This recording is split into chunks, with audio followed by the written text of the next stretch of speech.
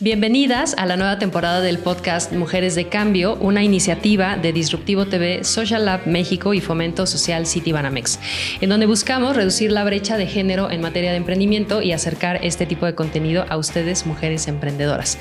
Les saludamos nuevamente desde las instalaciones del Coworking Comadre, quienes forman parte de nuestra red de alianzas a favor de esta gran iniciativa. Yo soy Tania Pimentel, soy fundadora y directora de Women Index, la red profesional e índice digital que reúne a mujeres de todas las profesiones para visibilizar su trabajo, crear conexiones entre ellas e inspirar a otras mujeres, jóvenes, niñas y niños a crear su propio camino profesional. Y estoy muy emocionada, ya sé que lo digo en cada capítulo, pero estoy más emocionada. Pero hoy doble emocionada, porque me acompaña mi queridísima Sofi Macías, fundadora de Pequeño Cerdo Capitalista. Bueno, ahorita nos contarás tú de qué se trata, pero pues gran invitada, muchas gracias por estar aquí, bienvenida. Hola Tania, pues mucho gusto de verdad por platicar contigo y que nos estén escuchando sobre este tema tan interesante que es pues las emprendedoras. Sí, que creo que tienes mucho que aportar aquí, digo, ya lo habíamos hablado previamente, pero creo que me llama mucho la atención tu trayectoria. Hablábamos de que hace poquito fueron los 10 años de Pequeño Cerdo Capitalista y me encantaría que nos empieces contando un poco de ti, cómo es esta trayectoria de 10 años que se dice muy fácil, pero que seguro ha estado lleno de retos. Pues curiosamente creo que en mi historia siempre ha estado mezclado el mundo, pues sí, del emprendimiento y el mundo godín. Yo siempre digo de broma que mi primer changarro me lo clausuraron a los 6 años, porque cuando estaba muy chiquitita, pues vendía en la escuela, ahí iba en un Montessori y tenía mi mesita y ahí me ponía juguetitos y cosas y las vendía clandestinamente hasta que pues ya me dijeron, señorita, esto no es mercado, ¿no? Pero la verdad es que por ahí creo que siempre he tenido esta inquietud de tener proyectos propios y ese siempre es mi mayor consejo si alguna emprendedora en ciernes o alguna protoemprendedora que todavía no lo es quisiera que yo le diera algún consejo, ese sería el principal, ¿no? Que siempre tengas proyectos propios, que busques hacer cosas, porque a veces no vas a tener el emprendimiento perfecto o el negocio perfecto a la primera, pero todos los pequeños intentos te llevan al lugar en el que estés, ¿no? Entonces yo después, pues digamos, mi primer trabajo, pues no fue exactamente un trabajo, fue también un emprendimiento. Yo empecé un curso de verano en la casa Jaime Sabines, porque justamente como era menor de edad no me daban chamba en ningún lado. Entonces pues fui a preguntar y ahí un poco salvajes me dijeron, pues si nos traes una propuesta, tenía 15, ¿no? Entonces ahí mis colaboradores eran mi hermano y mi mejor amiga de ese momento y creo que nuestro alumno más grande tenía 11 años y nosotros 15, o sea, de verdad era un tema muy chistoso, ¿no? De ahí trabajé como maestra de inglés en donde había estudiado la prepa y después de eso pues ya digamos que mi trabajo formal en el periodismo empezó en una revista de seguros. Entonces como que yo pensé que iba a pasar muchos años en el tema del periodismo, pero a la par que estaba haciendo cosas adicionales, que estaba haciendo colaboraciones para un medio adicional al que trabajaba, que era Expansión, donde hacía las colaboraciones, justamente empecé a hacer un reportaje sobre los blogs. Esto era 2007. Entonces imagínense, ni Instagram, ni, bueno, obviamente TikTok, pues para nada, ni nada por el estilo. Y los blogs tenían esta ola, ya habían tenido una primera oleada, pero esta era como su segunda ola de crecimiento y yo empecé a oír casos de personas que nunca habían buscado trabajo y que lo habían conseguido porque los buscaban a través de sus blogs, ¿no? Que era el caso de Tamara de Anda, de Plaqueta. Por ahí había unos cuates que usaban su blog de lucha libre para vender máscaras de lucha libre. También había un chavo que tenía un blog que se llamaba I Will Teach You to Be Rich, yo te enseñaré a ser rico, que a partir del blog le propusieron escribir un libro. Entonces, yo primero pensaba que los blogs eran un gran negocio. En ese momento, pues no lo eran, pero sí eran un gran escaparate para las personas. Y pues un poco en ese reportaje, justo, pues a mí se me prendió el foco y dije, a ver, claramente nadie de mi edad está leyendo el periódico en el que yo trabajo. Sí. Y cuando están las noticias en la tele de economía, lo más probable es que le cambien. Entonces, ¿cómo podría hacer yo que sí se interesaran? ¿Dónde sí están leyendo? ¿Qué sí están viendo? Los blogs. Entonces abrí Pequeño Cerdo Capitalista, este blog de finanzas personales para hippies, yuppies y bohemios. No era específicamente una idea de negocio en su momento, o sea, no tenía claro, ay, este va a ser mi plan, mi modelo de negocio. Mi modelo. Pero hablando en términos de negocios y de emprendimiento, quizás fue mi prueba mínima viable. O sea, ahí saqué por primera vez algo que hablaba de finanzas personales, empecé a recibir muchas dudas de los usuarios, los mejores temas del blog y hasta temas que yo de repente llevaba al periódico venían justamente de preguntas de gente que me escribía en los comentarios del blog. Y a partir de ahí, pues bueno, hubo muchas situaciones con mi carrera laboral por las cuales pues acabé saliendo del mundo del periodismo, me fui a hacer una maestría y cuando regresé, bueno, más bien cuando estaba en la maestría, alguien reseñó el blog del Pequeño Cerdo Capitalista en una revista de una aerolínea, en una sección que salió una sola vez en la vida, para que vean que no hay emprendedora sin suerte. Y lo vio el director de la editorial y le dijo a su equipo, oye, búsquenla y pregúntenle a esta niña si quiere hacer un libro. Entonces, de ahí salió el libro y cuando yo en ese momento estaba trabajando fuera, me la pasaba en un trabajo que nada que ver con lo que hago ahorita, correteaba gente porque era project manager y hacía Excel como loca todo el tiempo y pues bueno, vivía en París en ese momento porque acá había terminado mi maestría. Me vine unos meses a México porque pues era el lanzamiento del libro y pues mi plan era 6 meses y me regreso, ¿no? Pero de pronto cuando ya salió el libro fue un proyecto que explotó y entonces yo tenía de dos, regresarme a esa vida que ya había planeado o tratar de buscar una manera de sacarlo adelante, de sacar este proyecto y de apostarle y de dedicarme de lleno a lo que yo había prospectado que quizás lo podía hacer en 5 o 10 años porque en ese momento estaba trabajando en el programa de educación financiera Mastercard. Dije, bueno, igual y algún día me puedo dedicar 100% a la educación financiera. Entonces se abrió esa ventana y yo dije, bueno, ok, con lo que tengo aquí en el proyecto de Mastercard, voy a financiar, digamos, mi propio sueldo, obviamente, parte del proyecto y hasta ahí rascándole a mi primera contratación, ¿no? Entonces, justo contraté a Shelly Moses, que hoy me da muchísimo gusto que tiene una agencia de relaciones públicas y entre pues, la gente que son sus clientes, su mero mole son los autores. Pero creo que esa parte fue muy interesante porque creo que muchos de los emprendedores a veces dicen, ay, es que yo no tengo dinero para emprender, o ay, seguro emprendió porque su familia tenía dinero, o porque bajó unos fondos, bajó algo a fondo perdido del gobierno y ya con eso emprendió. Un amigo que quiero mucho, Edgardo Méndez, él decía que la diferencia entre un empleado y un emprendedor, o una empleada y una emprendedora, es que pues el empleado trabaja para que le paguen y el emprendedor tiene que invertir para generar. Entonces, esta idea de cuando empiezas a cambiar el chip, igual y no significa que tengas que tener los millones para invertir. Tu primer emprendimiento o tu empresa la puedes financiar a veces, sobre todo las primeras etapas, pues con tu propia chamba, ¿no? O sea, trabajando para poderle meter y a su vez que así crezca, ¿no? Pero yo no conozco muchas historias de negocios que los fundadores no le hayan invertido, aparte de mucho tiempo y sudor, pues su propio capital. Claro, lágrimas, sudor, todo va ahí. Emoción.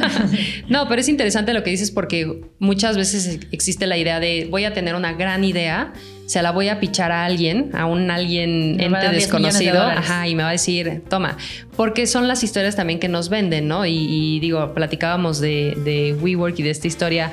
Yo leí como tuvo 5 minutos con el de SoftBank y lo convenció y le dio 4 billones, ¿no? Y entonces creo que tenemos esta fantasía y hay muchas más historias, digo, la de Nike, que son personas que trabajan... O la de Spanx. Que trabajan como es un side project, ¿no? Y en lo que arranca, pero sí hay esa etapa en donde pues tal vez todavía ni siquiera has demostrado un interés, ¿no? O algo en el mercado y pues necesitas tú invertirle primero y creer. Y te diría, Tania, que un interés en el mercado y tuyo propio, porque si tú no le has invertido a ese proyecto 1 o 2 años, ¿cómo sabes que es un proyecto que le invertirías 10? Claro. Y creo que al final los recursos, pues los puedes ir consiguiendo. O sea, aparte del tema de las finanzas, es que sí, por un lado te tienes que ajustar a lo que tienes, pero también tienes que ajustar tus posibilidades a lo que quieres lograr, ¿no? Pero por otro lado, el recurso que no es renovable es el tiempo. Entonces, para emprender algo, creo que también tienes que estar convencida de que, o por lo menos tener esa intención de que le vas a dedicar el suficiente tiempo para que funcione. Porque no, hay muy pocos proyectos que a los 3 o a los 6 meses ya despegaron. Entonces creo que va por los dos lados. Evidentemente no es magia y la mayoría de las historias no son como estas historias de hice un pitch en un elevador y ya me dieron los millones. Claro. Y por otro lado, pues también toma más tiempo del que nos gustaría. Sí, y hablábamos aquí con Romina Sacre, que vino también de la historia de Jamie Kern Lima, ¿no? Que también es esta historia de lucha y de creer por muchos años antes de pues tener como esa proyección, ¿no? Y me interesa, o sea, este desarrollo de tu emprendimiento, de tu empresa. Ya nos platicaste pues que un blog, ¿no? Y de ahí Mastercard. ¿En qué momento tú empezaste a considerar esto sí es un negocio, ¿no? Y cómo has integrado también tu marca personal, ¿no? Porque siento que luego pensamos, no, pues un negocio ahora mucho, ¿no? De tecnología, como lo que está en boga. Pero ¿cómo puedes empezar a hacer un negocio de algo que tú empezaste justo como algo educativo y sin fines de lucro, ¿no? Creo que algo importante, sobre todo si estás en el mundo del contenido, es cómo empaquetas este contenido. Y siempre, yo creo que todos los negocios que funcionan es porque le aportan un valor a alguien más. O sea, más allá, primero tienes que aportar el valor y eventualmente de ahí va a salir la forma en la que alguien te pague por eso, ¿no? Entonces, si solamente generas contenido, pues digamos que la única forma de generar ingresos, pues probablemente es la publicidad. Esa nunca fue una vertiente que para mí fuera súper interesante, porque yo tenía mucho esta idea de, a ver, ¿quién se va a interesar en hacer publicidad en Pequeño Cerdo Capitalista? Pues la mayoría marcas financieras. Y para mí en un principio yo decía, yo me quiero mantener muy independiente, porque creo que lo que más valora la gente de Pequeño Cerdo Capitalista es que seamos pues analíticos, imparciales, más bien que seamos analíticas, imparciales y que definitivamente no estamos diciendo que este producto está padre porque nos patrocina, ¿no? Entonces, en ese momento yo dije, bueno, aparte del libro, que fue el primer producto que no es que necesariamente se me hubiera ocurrido a mí, ¿qué más puede haber? Yo al principio, es curioso, pero estaba un poquito peleada con la idea de los cursos, porque decía, a ver, si ya tenemos un libro y ahí vienen un montón de cosas, pues ya que lo aplique, ¿no? Pero yo creo que algo que sí ha sido muy útil para mí de cómo ir desarrollando la marca es no querer yo tener las ideas, sino también escuchar mucho a la gente, a mis lectores, a la gente en redes, etcétera, ¿no? Entonces, por ejemplo, había una cosa que a mí me costaba trabajo. Yo decía, o sea, es que sí leen el libro, pero no lo aplican. Y una vez se lo platiqué a una amiga y le dije, ay, me gustaría estar al lado y darles así como un pellizco cada vez que sacan la tarjeta en la venta nocturna. Así, ya así, te dije. Una tarjetita que toques, algo así, ¿no? Pero, y entonces una amiga me dijo, oye, ¿por qué no haces una agenda? Porque así ya estarías presente todos los días y de ahí salió ese siguiente producto, ¿no? Lo mismo, el libro de inversiones eran dudas sobre inversiones. El tema del curso salió porque una chava, una lectora me decía, oye, me gusta mucho la agenda, pero yo pagaría por tener un acompañamiento. Y yo así como, no, ya está todo en la agenda. Pero la idea no se me quitó de la cabeza y de ahí lo fuimos desarrollando. Entonces, si bien hay, digamos, metodologías como la Y Combinator o en general te dicen que cuando vas a construir un producto vayas con los usuarios, creo que a veces va más allá de hacerlo. O sea, si lo haces metódicamente está genial, pero si lo haces un poco como el burro que tocó la flauta, como mi caso, pues es también útil, ¿no? O sea, querer seguir querer entender qué es lo que quieren tus usuarios. Muchas veces las mejores ideas vienen de ahí y tener un canal de comunicación abierto con ellos. En mi caso, pues era muy fácil porque como inició Pequeño Cerdo Capitalista como un blog, pues me escribían comentarios. Y luego cuando vinieron las redes sociales, pues era muy normal leerlos y tomarlos en cuenta. De hecho, tenemos una regla en Pequeño Cerdo Capitalista que si una pregunta sale más de 3 veces, le hacemos algún contenido. Ok. Sí, ya por ley, ¿no? Y tienen también Adultoink, ¿no? Que es sí. otro producto que a mí me parece increíble porque, claro, nadie te prepara, o sea, la premisa de Adultoink es que nadie te prepara para la vida adulta y todos estos temas del retiro, del cuidado de nuestros papás, o sea, pues... Las hipotecas. Ajá, entre muchos otros que sí dices, es que nadie te prepara y hay veces que sí dices, está bien difícil ser adulto, ¿no? ¿Cómo? ¿En dónde está el manual? ¿En dónde está el instructivo que me diga qué hago? Yo me salté esa clase, eso no venía en la sí. Me dormí. Sí, justamente ahí fue muy interesante porque Adultoink es un taller que hacemos en vivo con especialistas una vez al año en Pequeño Cerdo Capitalista y surgió un poco de una situación personal. Mi papá sufrió de demencia los últimos años de su vida y pues mi hermano y yo éramos sus cuidadores, quienes manejamos sus finanzas, quienes tuvimos que tomar muchas decisiones importantes de pues dónde vivir, cómo cuidarlo, etcétera. Y pues la verdad es que no teníamos ni idea al principio ni a quién recurrir y pues de ahí justamente como que me llegó esta idea de hay ciertas cosas de tus finanzas personales que son muy generales y a todo el mundo le aplican, como que hagas el quítame lo que me lo gasto, es decir, que ahorras en cuanto recibes tus ingresos o que no seas la vida durmiente del banco y pongas tu dinero a trabajar, más ahorita con todo el tema de la inflación. Pero hay otras que quizás, incluso si ya arreglaste tu relajito financiero, no es tan fácil que la sepas, sí. Es como esto que mencionabas. Entonces, en Adultoink lo que hicimos fue separar estas herramientas para cuando la vida se te pone seria y también, pues, buscar cuáles eran los problemas de nuestros lectores, no nada más los míos que tenían que ver con cuidados de los papás, pero que podían estar pasando por situaciones similares.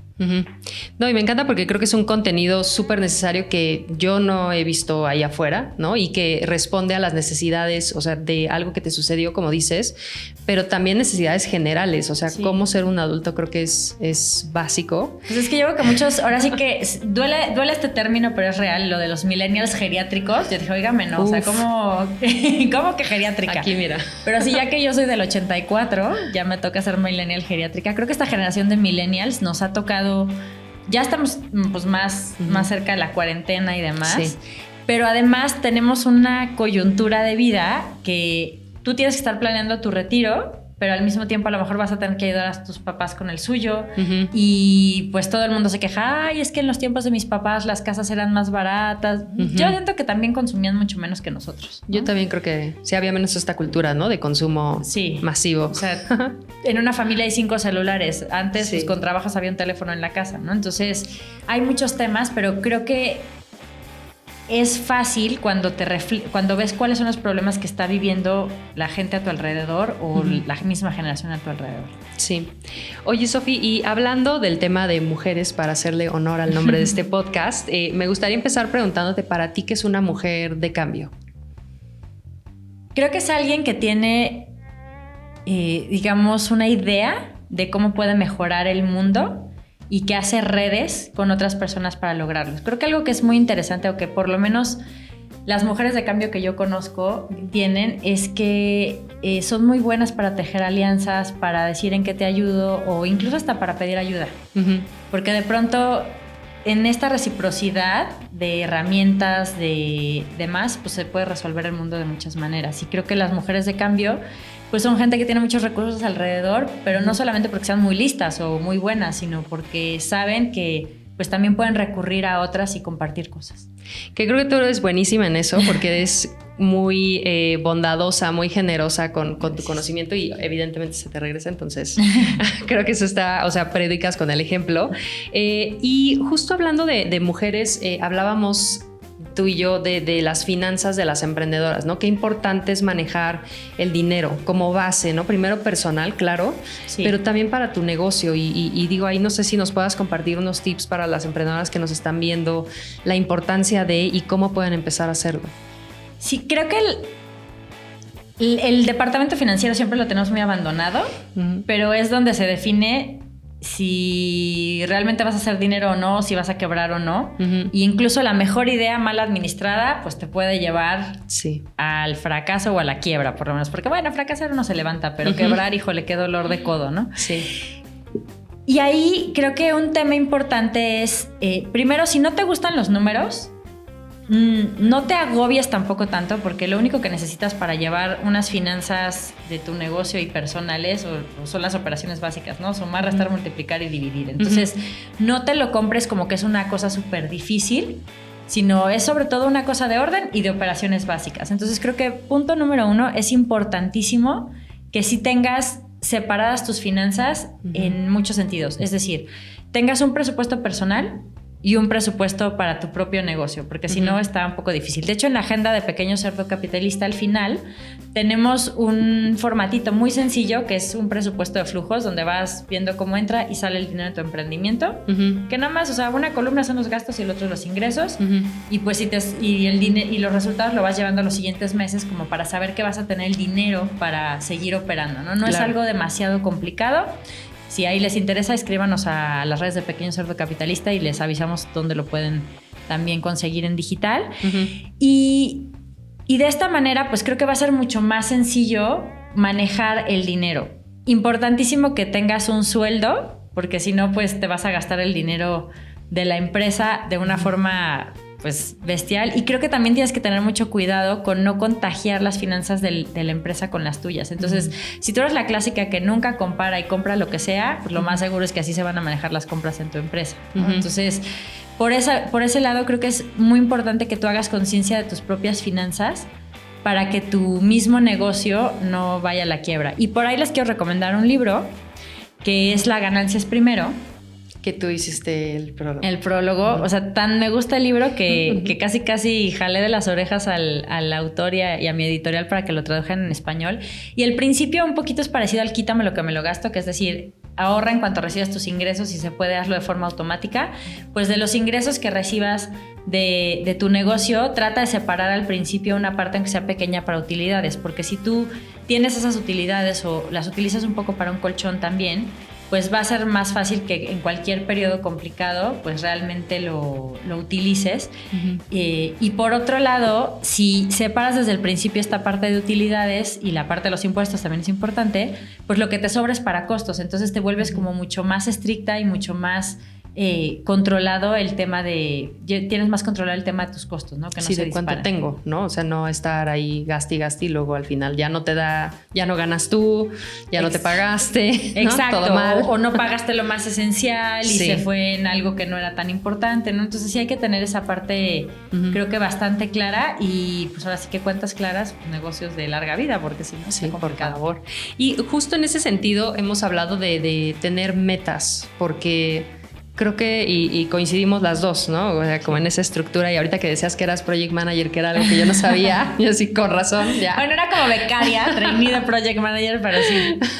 Y sí, o sea, como tener esto en orden, tener un rumbo, tener un sentido, y hay algo que recuerdo que una vez tú me dijiste, o sea, como de también tener esta meta a largo plazo y que sea ambiciosa. Una meta imposible, sí. Ajá, que aunque ahorita no la veas cercana, ¿no? Posible, pues que está ahí, ¿no? Entonces, eso me encanta.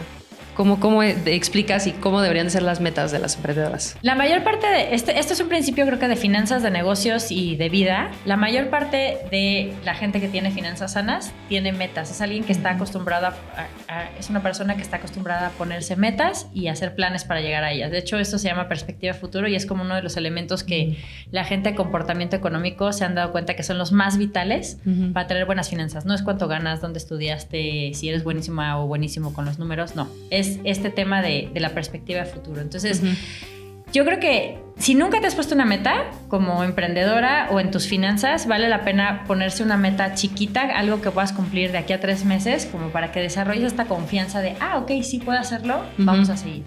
De ahí, pues sí valdría la pena que tengas metas quizás a 1 año. Y el tercer tipo de meta que creo que todo el mundo tendría que tener, que no es un concepto que yo inventé, es un concepto de una autora que se llama Brooke Castillo, es la meta imposible. ¿Por qué es imposible? Es porque es una meta tan ambiciosa y tan grande que hoy, con los recursos que tienes, no hay evidencia de que lo pudieras lograr. Pero en realidad, conforme vas avanzando hacia allá, se hace cada vez más posible. Entonces, si tú nunca te pones una meta alta, pues tus logros también van a ser pequeños de alguna forma, ¿no? Entonces, creo que ese balance entre metas de corto plazo y metas grandes y ambiciosas y tener esa capacidad de soñar. Yo creo que para las emprendedoras la habilidad más importante para llevar un negocio a crecer es la imaginación. No es la habilidad técnica, no es la habilidad, ni siquiera te diría que hasta financiera, sino la capacidad de imaginar, porque si tú no puedes imaginar hasta dónde puede llegar tu negocio, tu impacto, no puedes llegar ahí. Claro. Porque los recursos los puedes conseguir en el camino, pero la visión no. Que hablamos también de pensar en chiquito y entonces pues te quedas chiquito, y tú y yo hablamos mucho y bueno, fundamos junto con Pam Cerdeira Sin Modestia, esto hablar de lo que quieres hacer, bueno, de lo que ya has hecho, pues no hacerte tú misma chiquita, ¿no? Que sí, también hemos mencionado con varias ponentes, pues este síndrome de la impostora de no, pues no sé, tengo un librito, ¿no? Cuando eres bestseller. Claro. Ajá.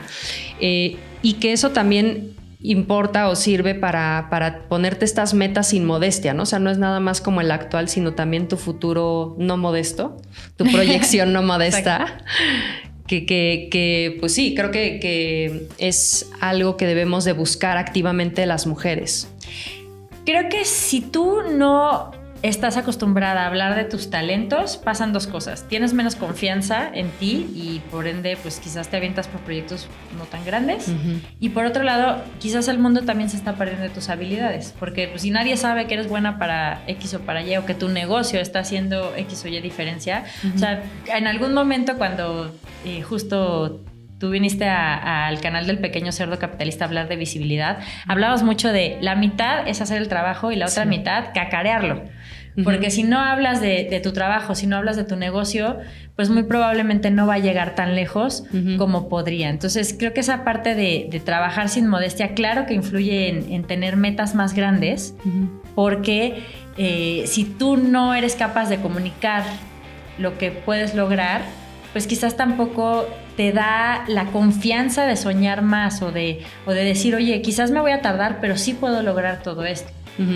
Además, no sé, como que creo que de pronto sí tenemos una cosa cultural de que la ambición es mala. Sí. Pero si no hubiera ambición, pues probablemente muchos de los inventos que nos han cambiado la vida, muchas de las empresas que más amamos, no existirían. Incluso muchas de las cosas buenas que se han hecho por el mundo, si no hubiera esta ambición de se puede ir por más y se aceptara siempre el statu quo, pues la verdad es que no existiría.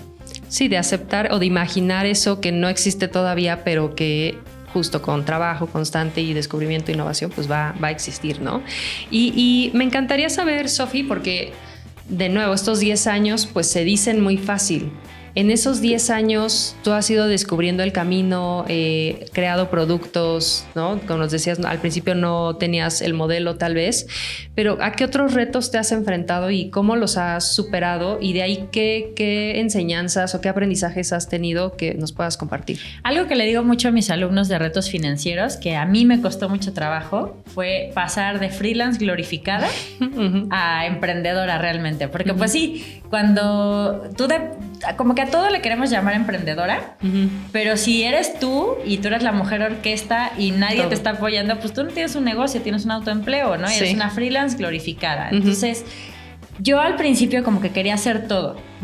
Y sí, tenía alguien que me apoyaba en algunas cosas, pero aún así quería hacer 500 cosas entre las dos. Entonces, eso me impedía crecer. Creo que uno de los retos de las emprendedoras es aprender a delegar y a contratar. Quizás en un principio, pues bueno, no es que tengas los grandes recursos y dices, no, es que no tengo dinero, entonces no contrato. Pero porque no contratas, tu negocio se queda chiquito. Claro. Entonces, siempre hay muchas alternativas que pueden hacerlo viable. Puedes tener prácticas, puedes hacer intercambio para los primeros servicios o para el trabajo. En algunos casos incluso te puedes asociar con alguien. O puedes empezar pues con alguien de medio tiempo o con alguien que solo trabaje unas ciertas horas o un proveedor que te pueda hacer los trabajos y conforme a ti te liberen horas, entonces vas a generar más y pues se va a desquitar ese sueldo. Pero si no sales de este punto de hacerlo todo tú, pues la verdad es que va a estar complicado. Ese fue yo creo que uno de mis primeros obstáculos que yo me tardé muchísimo en contratar. O sea, los primeros 5 o 6 años de Pequeño Cerdo Capitalista éramos 2 y luego 3 y realmente en los últimos 2 años pues se ha triplicado el equipo porque en primera porque creció justo muchos retos financieros, tenemos casi 2,000 alumnos, pero también porque pues nos dimos cuenta que si no había alguien que se especializara en cada cosa, pues todo el trabajo se hacía medio bien, no se hacía muy bien y que eso nos limitaba mucho el crecimiento. Sí, si tienes una persona que tiene 3 puestos, ¿no? Directora, bueno, porque es directora de su departamento de comunicación y de eventos y de atención al cliente y de tal, lo que dices, ¿no? Y de se diluye. y de cuentas y de administración, cosas todo. Que ya luego ni tienen nada que ver una con la otra, que es ¿por qué? ¿No? Sí, ¿cuál es el perfil, no? De contratación. Oye, y sé que el mundo de las finanzas, porque lo han dicho muchas mujeres, sigue siendo primordialmente masculino. Sí. En tu experiencia. Gracias a Mujeres en Finanzas, por ejemplo, que es una organización, ya se empiezan a visibilizar más las mujeres en el sector. Sí. De este tema, pero efectivamente sigue siendo muy Club de Toby. Y que, bueno, también que María Arisa lidere, ¿no? La bolsa. Viva, sí. Es una gran ayuda, pero en todo este trayecto tuyo, ¿has sentido algún tipo como de discriminación que digas, como que me hicieron sentir menos por el hecho de ser mujer y sientes que eso ha cambiado? Cuando empezó Pequeño Cerdo Capitalista, como sí estaba muy chavita, o sea, el libro lo escribí cuando tenía 25 y salió cuando yo tenía 26, pues justo me veían como que, ay, la chavita, qué simpática, ¿no? O sea, como que no me tomaban en serio como una especie de especialista, sino pues, ay, mira, qué chistosita, qué curiosita. Y, ay, mira, es mujer y habla de finanzas. Y bueno, a mí el ojito me temblaba, ¿no? O sea, como es mujer y de finanzas. Y bueno, en mi anterior carrera de periodismo, la verdad es que sí tuve un episodio muy duro que en su momento yo nunca lo hubiera identificado. O sea, creo que no había tanta cultura de pues, la discriminación, el acoso, etcétera.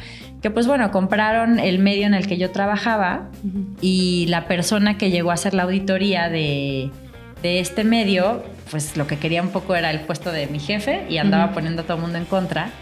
Y pues en una entrevista como para ver como para ver mi desempeño, su plan era pasarme, o sea, yo era editora de portada y me querían pasar a casi coeditora de internet cuando pues la página del periódico no era importante, digo, ahorita ya lo es, pero casi en las galeras.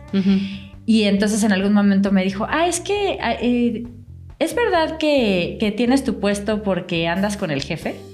El clásico. ¿Sí? Y yo así como que, ¿qué?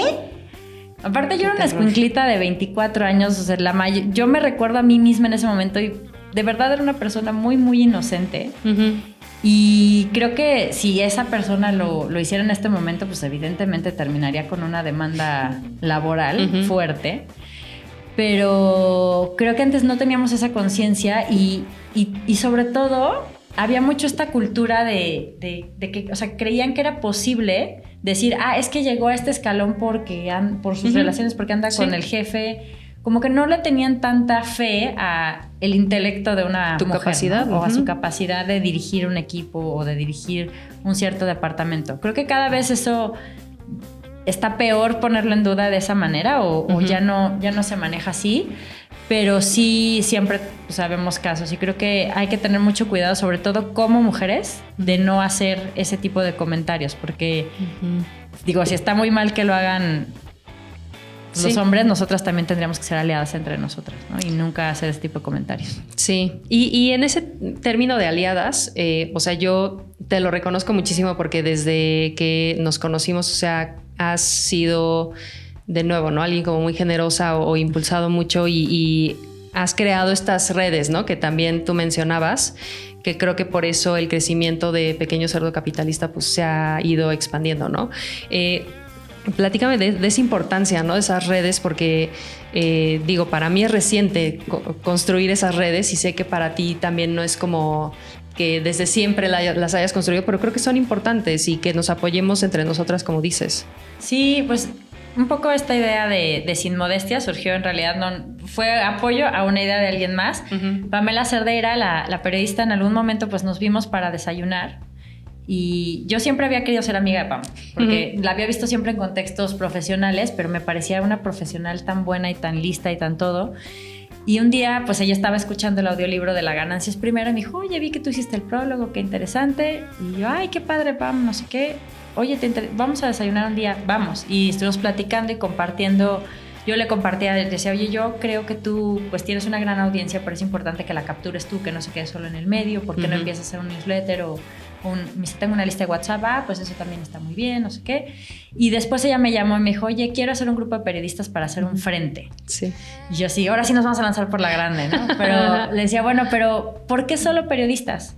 Yo siempre he creído que los grupos que son de un solo tipo, solo un sector, solo una profesión, pues te deja una visión muy cortita de las cosas. Entonces, en esa le dije, pues hay que invitar a mujeres que hagan otras cosas, y pues la primera mujer que se me ocurrió, pues evidentemente fuiste tú. Que yo te había conocido a ti también en un contexto profesional, en la organización de Pecha Kucha, me habías invitado como ponente en uno de los eventos, que me acuerdo que fue en el Poliforum Siqueiros. O sea, qué capacidad para conseguir seres padres. O sea, yo me sentía como si me hubieran abierto el Auditorio Nacional esa vez.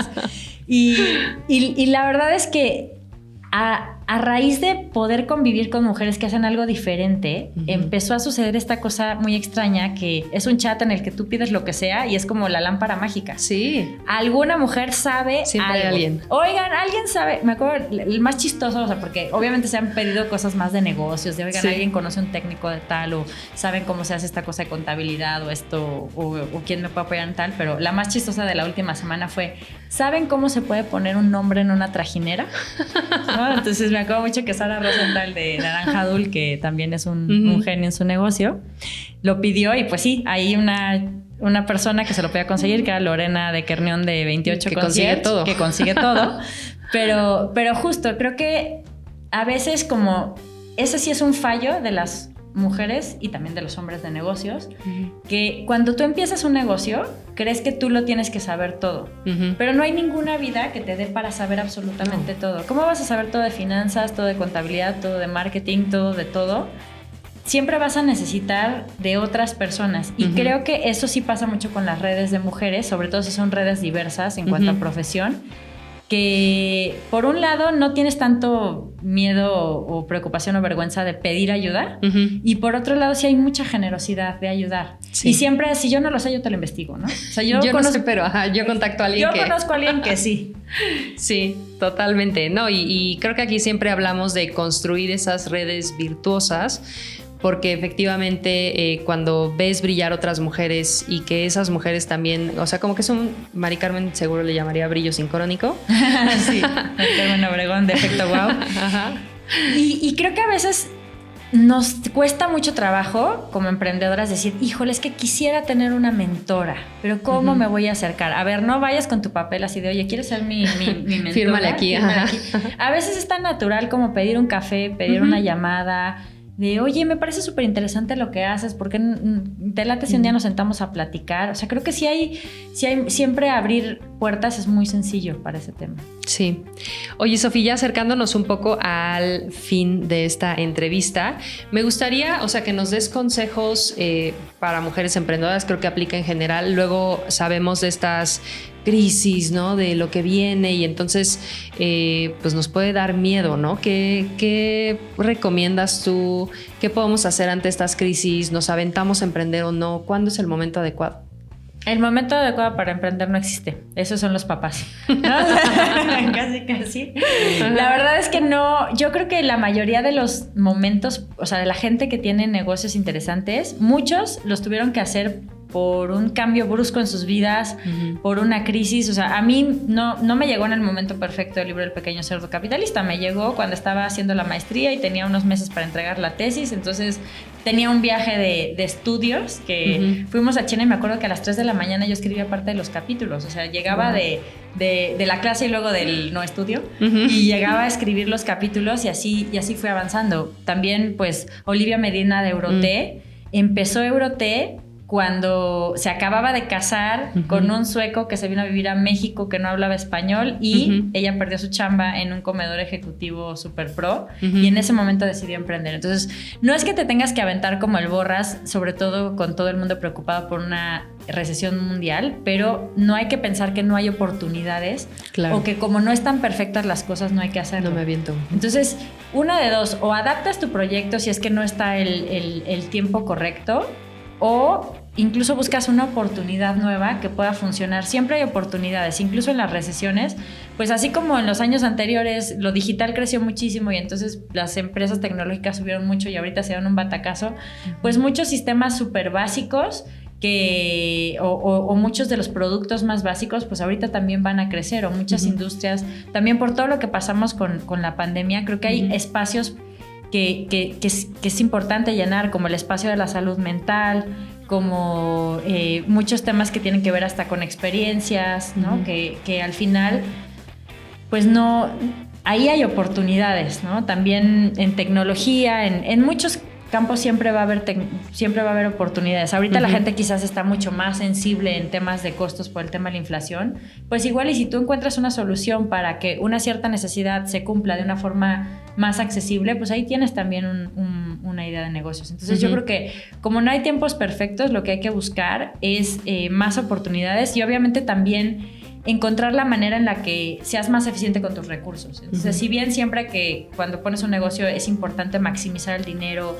tener cierta disciplina de ahorro, pensar en términos de inversión, o sea, no nada más meter el dinero, sino qué me va a dar más retorno, tener prioridades, que eso también lo tienes que tener en tu vida personal, pues en el tema de los negocios también, pero no porque el panorama sea un poco sombrío, dejes de hacerlo, porque siempre hay una próxima crisis y también siempre hay una próxima recuperación. Claro. Sí, estemos preparadas nada más. Claro. Y en preparación, yo sé que tú eres una ávida lectora y que te gusta seguirte capacitando. ¿Hay algún material, consejo, referencia que nos puedas dejar para que las emprendedoras que nos están viendo se sigan capacitando? Depende un poco de la etapa en la que estés con tu negocio. Si estás apenas empezando y sobre todo si te sientes como esta persona que hace 80 cosas en tu negocio, vale mucho la pena que leas El mito del emprendedor de Michael Gerber. Ese libro pues habla mucho de las cachuchas que tienes que tener en un negocio y creo que vale muchísimo la pena. Me gustó mucho recientemente justo la historia de Spanx, del negocio de Sara Blakely. No me acuerdo muy bien del título en inglés, pero es algo así como que The Underneath Story o algo así, como jugando con esto del underwear y tal. Y creo que eso está muy padre para las personas que quizás hoy tengan un trabajo y no pueden estar de tiempo completo en su negocio, porque pues ella estuvo 2 años tratando de sacar adelante Spanx antes de ya lograrlo. Y me gusta mucho también Liderazgo sin ego. Este libro pues sirve para las personas que van a empezar a llevar un equipo. A mí la verdad es que ese libro, por ejemplo, me dio el valor de tomar ciertas decisiones en mi equipo, de quién ya no tenía que ser parte o quién sí tenía que ser parte y cómo manejarlos. Y son como si fueran posts de blogs así muy, muy chiquitines y es muy rápido de leer, pero te da mucha sabiduría y muchas herramientas en cuanto al tema de negocios. Y para negociación, léanse también Esto es personal de Morita Jeripur. Pues ya tienen muchas recomendaciones y bueno, si quieren atender sus finanzas también, que formen parte de Retos Financieros, ¿qué sigue para Pequeño Cerdo Capitalista? Bueno, la verdad es que nosotros siempre tenemos un nuevo proyecto porque como las finanzas cambian tanto, pues siempre tenemos que cambiar en el tema de contenidos. Ahorita tengo un proyecto muy interesante porque voy a hacer mi primer proyecto de audio que probablemente sea traducido. Entonces eso va a ser algo importante para 2023 y pues también estén muy pendientes de las próximas ediciones de Adultoink y de las aperturas de inscripciones de Retos Financieros. Y todas las agendas, todo, creo que ahí que tengas ya pues esa constancia y que se pueda seguir renovando, está buenísimo. Y para ir cerrando, me gustaría que pudieras nominar a una mujer que admires por lo que ha hecho o lo que ha creado. Wow, qué difícil pregunta con tantas que conocemos. Sí, lo difícil es decir, bueno, pueden ser varias. Sí, o sea, para que vinieran al podcast o en general. Para que vengan, para que las conozcamos. Pues justo creo que Olivia de Broté, me encantaría que la entrevistaran porque tiene una super historia. Es alguien muy, muy interesante. Mari Carmen Obregón de Efecto Wow, que muchas veces ayuda a las emprendedoras a encontrar cuál es ese punto especial de su emprendimiento. Creo que puede ser súper, súper interesante. Y mira, ahorita hablando de estos temas de negocios como un poco distintos, también que venga Sara Rosenthal de Naranja Dul. Creo que estaría muy bien. Ella creó después de haber estado mucho tiempo en medios, la maternidad le cambió un poco la visión y creó Naranja Dul, que es una comunidad de millones de seguidoras en en redes sociales, pero que además también han innovado mucho pensando en su usuaria. Entonces, tienen, por ejemplo, cursos por WhatsApp y pronto van a sacar un libro. Entonces está interesante lo que hacen. Sí, y pues digo, no sé si vino ya o está por venir, pero Pamela Valdés, fundadora de Vic, que creo que va a ser uno de los unicornios mexicanos que hay que echarle ojo.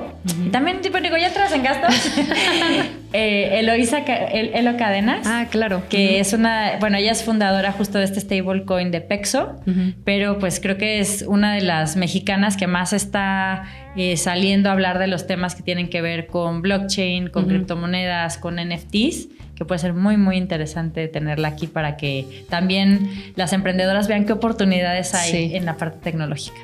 Me encanta, Sofi, porque yo sabía que esta pregunta era para ti. Y yo 800, así como de, bueno, no venía preparada, pero es que uno de los superpoderes de Sofi es que tienes una memoria increíble. Entonces, o sea, yo sé que dices mommy brains, pero de verdad que te dice santo y seña de las personas. Entonces, esta era pregunta para ti. Y no sé si te gustaría agregar algo antes de despedirnos. Pues digamos que para llevar agua a mi molino, emprendedoras, sí, por favor, no le huyan al tema de finanzas personales.